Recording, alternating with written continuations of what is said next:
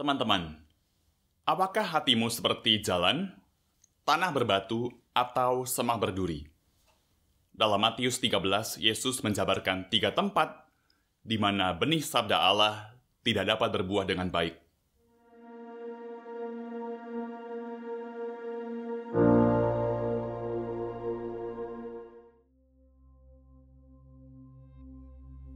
Tempat yang pertama adalah jalan. Kamu bisa menyentuh permukaan sebuah jalan, betul? Tapi kamu tidak bisa masuk ke dalamnya.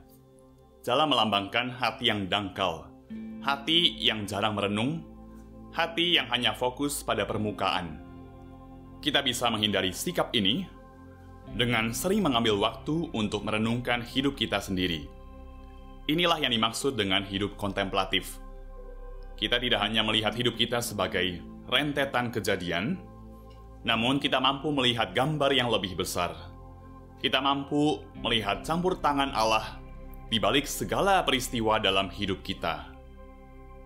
Karena itu kita mau memiliki hati yang kontemplatif.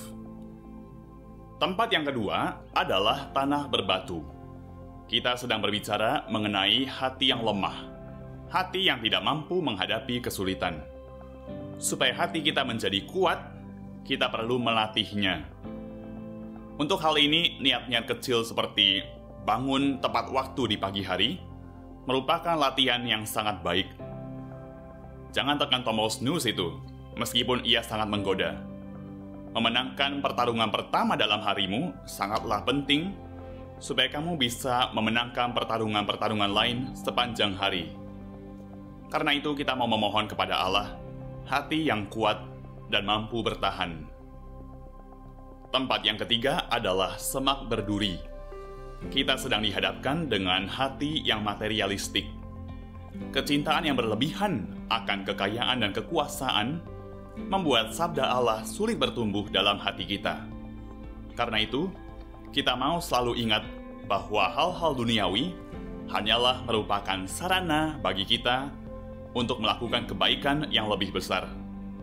Oleh sebab itu, kita mau memiliki hati yang tidak terikat dengan hal-hal duniawi.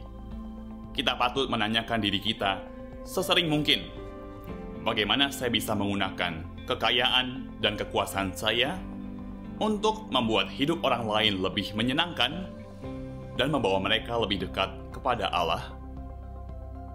Teman-teman, marilah kita belajar dari hati Maria yang kontemplatif, kuat, dan tidak terikat, supaya hati kita dapat menjadi tanah yang subur, di mana benih sabda Allah dapat menghasilkan buah yang melimpah.